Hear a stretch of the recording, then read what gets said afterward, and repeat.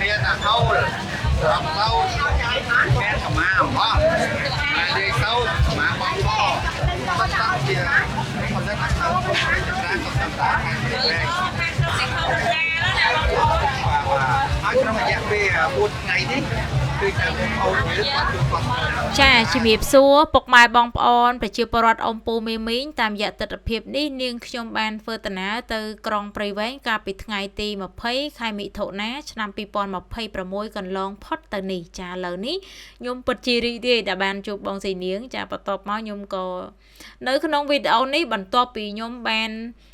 អញ្ជើញទៅមើលហើយនឹងថតពីទស្សនវិជ្ជាការសម្ដែងក្បាច់គុនបុព្វតាចាដែលមានវត្តមានបងស្រីពេជ្រចរណៃគាត់អញ្ជើញទៅសម្ដែងនៅទីនោះនៅទល់មុខនឹងរោងតម្កល់ទូកវែងជាងគេនៅទល់មុខសាលាខេត្តព្រៃវែងបន្ទាប់មកខ្ញុំនិងបងស្រីនាងចង់អញ្ជើញទៅមើលការតាំងពិព័រណ៍ផលិតផលភូមិមួយចាភូមិមួយផលិតផលមួយនៅក្នុងស្រុក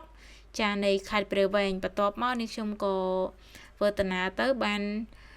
ជួបនឹងស្តង់អ៊ំប្រុសអ៊ំស្រីដែលគាត់ជាអ្នកលក់ផលិតផលរបស់ខ្មែរមានដូចជាក្នុងនោះតាមឲ្យខ្ញុំមើលជាក់ស្ដែងចាកន្លែងគាត់មានលក់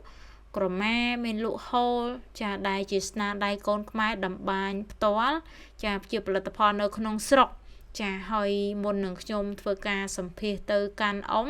ចាខ្ញុំសូមគាត់ដាក់ម៉ៃដាក់អីចឹងណាបងប្អូនក៏ប៉ុន្តែដោយឡែកការនោះចាខ្ញុំបានដាក់ម៉ៃភ្ជាប់មួយនឹងកាមេរ៉ាក៏ប៉ុន្តែកាមេរ៉ាអកុសលអីវាអត់ស្និទ្ធអញ្ចឹងទៅសំឡេងមិនឮច្បាស់ទេបងប្អូនឮតែខ្យល់ហើយដោយសារមាន concert នៅជិតហ្នឹងណាចាតោះឥឡូវតាមរយៈម៉ៃនេះផងដែរចាមិនបានឮច្បាស់ទេហើយខ្ញុំក៏បានសម្ភាសទៅកាន់អ៊ំប្រុសថាតើ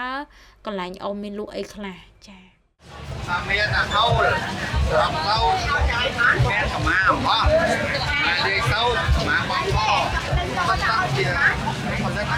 ទៅចម្រើនគាត់តាំងតាមខាងនេះវិញហើយក្នុងរយៈពេល4ថ្ងៃនេះគឺតែបងប្អូនយើងគាត់ជួយគាត់ច្រើនមានលោកអភិបាលរើមានទេវគាត់ជួយគាត់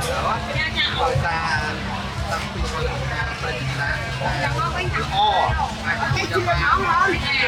អូហើយម៉ែប៉ប៉ចាហើយបងប្អូនលើនេះជាផលិតផលរបស់ខ្មែរយើងខាងស្រុកធ្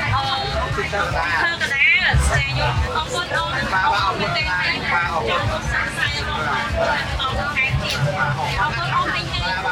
ចាបន្ទាប់ពីធ្វើការសម្ភាសហើយតាមការរាយរាប់របស់អ៊ំប្រុសអ៊ំស្រីដែលគាត់ជាអ្នកលក់ផលិតផលរបស់ខ្មែរមានដូចជាកម្មាហូលមានអីផ្សេងទៀតចាដែលជាស្នាដៃរបស់គុនខ្មែរនាងខ្ញុំក៏បន្តដំណើរទៅខាងមុខទៀតចានេះជាផលិតផលរបស់ខ្មែរចាហើយខ្ញុំក៏ជំរាបសួរទៅកាន់បងប្រុសដែលតូបរបស់គាត់នេះចាមានដូចជាខ្សែក្រវ៉ាត់កាបូបដែលធ្វើពីស្បែកក្រពើណាបងប្អូនចាជាផលិតផលរបស់កូនខ្មែរយើងសុទ្ធសាធតែម្ដងហើយតាមរយៈទស្សនវិជ្ជានេះខ្ញុំក៏ចូលរួមចែកម្លែកចាឲ្យបងប្អូនចាបានឃើញបានជ្រាបនៅក្នុងទស្សនវិជ្ជាការតាំងពិព័រណ៍ផលិតផលមួយតាមតំបន់គ្រប់ស្រុកនៅក្នុងខេត្តព្រៃវែងយើងចាស្បែកជើងកាបូបស្អាតណាស់បងប្អូនចារបស់បរោះណាស្អាតមែនតែនចាស្អាតណាស់ហើយខ្ញុំក៏ជំរាបសួរទៅកាន់គាត់ហ្នឹងបងប្អូនអើយខ្ញុំពិតជាស្ដាយសោកស្ដាយសម្លេងដែលនេះខ្ញុំបាននិយាយទៅចាខ្ញុំជឿជាក់ថាលឺហើយដល់ទៅពេលយកមកបើកមើលនៅក្នុងវីដេអូអត់មានលឺទេបន្ទាប់មកនេះខ្ញុំក៏បានជួបប្អូនប្រុសប្អូនស្រីចាដែលគាត់លក់បន្លែស្រស់ហើយនឹងមានលក់ពងមាន់ចាពងមាន់ហ្នឹងជាផលិតផលចិញ្ចឹមនៅក្នុង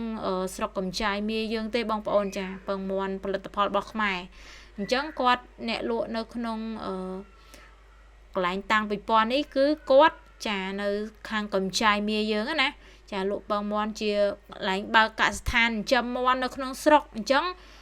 តម្លៃក៏ធូរថ្លៃដែរតាមអានាងខ្ញុំបានសាកសួរទៅកាន់គាត់ណាហើយខ្ញុំពិតជាស្ដាយសម្លេងគាត់មែនតែនបងប្អូនមិនត្រឹមតែស្ដាយគាត់មួយណាវីដេអូនោះចូល10នាទីហើយលទ្ធផលចាគឺថាมันបានលឺច្បាស់ទេចាហើយឥឡូវនេះខ្ញុំក៏បានសម្ភាសទៅកាន់គាត់ហើយខ្ញុំក៏បន្តដំណើរទៅមុខទៀតមួយនឹងចានាងចាបងប្អូនតែស្គាល់គាត់ហើយគាត់ណែនាំហើយខ្ញុំស្រឡាញ់ហើយសប្បាយចិត្តពីទឹកចិត្តរបស់គាត់មែនទែនចាដែលគាត់ព្យាយាមចាក៏ដូចជា ទឹកចិត្តដ៏ល្អត្រចះត្រចង់នៅក្នុងការជូននៅខ្ញុំធ្វើតាណាទៅថតហ្នឹងណាឥឡូវនេះមកដល់កន្លែងបងប្រុសចាដែលគាត់លក់គ្រឿងនេះណាបងប្អូនណែមានដូចជាសាច់ក្រកមានអីចឹងណាហើយផលិតផលទាំងអស់នេះចាគឺជាផលិតផលរបស់ខ្មែរយើងសុទ្ធសាធចាមានមិនត្រឹមមានតែសាច់ក្រកមានអីបងប្អូនផលិតផលគ្រឿងជ័រចាហើយសាច់ក្រកគាត់នេះមានឈ្មោះថាដូចជាមហាលាភឯបងប្អូនហើយក៏ច្រែងមានដូចជាក៏ធន់របស់របរប្រើប្រាស់គ្រឿងជ័រនេះគឺជាផលិតផលនៅក្នុងស្រុកទេចាផលិតផលរបស់កូនខ្មែរយើងមានរោងចក្រមានអីបង្កើតផ្ទាល់ណាដែលមិនមែនជាផលិតផលយកមកពីផ្ទះលេខ2លេខ3អីទេបងប្អូនចាដូច្នេះខ្ញុំគ្រប់គ្រងនៅផលិតផលរបស់ខ្មែរយើងចាឥឡូវនេះការធ្វើដំណើររបស់ខ្ញុំទៅខាងមុខទៀតហើយការសម្ភាសការថតក៏មិនបានគ្រប់ជ្រុងជ្រោយដែរដោយសារតែស្តង់ច្រើនចាកន្លែងបងស្រីលក់សាប៊ូចាគ្រឿងសាប៊ូលាងចានសាប៊ូបោកខោអាវសាប៊ូក្អូបអីហ្នឹងចាឥឡូវឲ្យទស្សនវិជ្ជានេះបងប្អូនខ្ញុំឃើញមានវត្តមានបងប្អូនប្រជាពលរដ្ឋអ៊ំពូមេមីងចាអបអរសាទរការគ្រប់គ្រងផលិតផលរបស់ខ្មែរយើងចាខ្ញុំធ្វើតាណាអញ្ជើញទៅនេះខ្ញុំថតបានយូរនាទីដែរក៏ប៉ុន្តែដោយឡែកចាអត់បានជាការអីតាក់ទងទៅនឹងសលេងដោយសារតែវារឿងអលងកុដុយវាណាបងប្អូនចាហើយនិយាយទៅការតាំងពិព័រណ៍នៅស្តង់គ្រប់ស្តង់ទាំងអស់ចាសុទ្ធតែជាផលិតផលរបស់ខ្មែរយើងដូចជាកន្លែងបងប្រុសមានលក់ចានេះស្នាដៃកូនខ្មែរធ្វើអំពីក្លឹមថ្នោតបងប្អូននេះចាថ្នោតឡើងស្អាតមកមានចានស្រាក់មានផ្តិលមានរ៉េមានត្បាល់អីចឹងណាហើយឃើញមានវត្តមានបងប្អូនគាត់អញ្ជើញមកទិញច្រើនមែនតើចាហើយដោយឡែកតែខ្ញុំទៅថតចាអត់បានឈប់ទិញអីទេចាបើនិយាយពីការគ្រប់គ្រងគឺគ្រប់គ្រងតែម្ដងចាស្រឡាញ់ចូលចិត្តហើយនេះបងប្អូនចាមើលខ្ញុំថតត្រួសទេតើនៅក្នុងរាត្រីថ្ងៃទី20ខែមិថុនាឆ្នាំ2026ចាបងប្អូនបានអញ្ជើញទិញអីខ្លះដែរហើយទស្សនវិជ្ជានេះបងប្អូនចាខ្ញុំថតបងស្រីចាដែលគាត់ជាអ្នកលក់ផលិតផលនេះផលិតផលសាប៊ូចាមានគ្រប់ប្រភេទចាដែលធ្វើអំពីស្ពៃណាបងប្អូនហើយខ្ញុំក៏ធ្លាប់ប្រើដែរផលិតផលចាគ្រួសារសាប៊ូស្ពៃចាខ្ញុំក៏ធ្លាប់ប្រើដែរខ្ញុំធ្លាប់កក់សក់ទិញសាប៊ូកក់សក់ស្ពៃចាផលិតផលនេះល្អចាកក់សក់តុនអាឡងសក់មិនថាសាប៊ូបតុនឬក៏សាប៊ូកក់ទេអរគុណចាខ្ញុំនឹងចានាងចាធ្វើតាណាបន្តទៅមុខទៀតចាមាននៅខាងមុខខ្ញុំនេះមានលក់ប្រេងកាឡាចាគ្រឿងរឹតរបស់ខ្មែរណាបងប្អូនចាបងប្អូនឈឺស្លាកដៃស្លាកជើង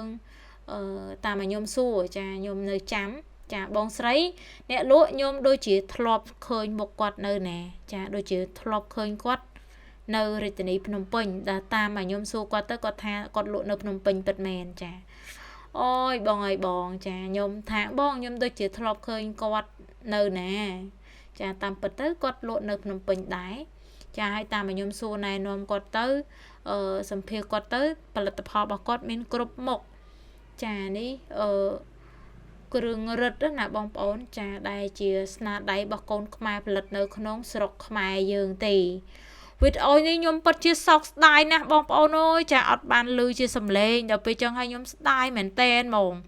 ស្ដាយនោះស្ដាយ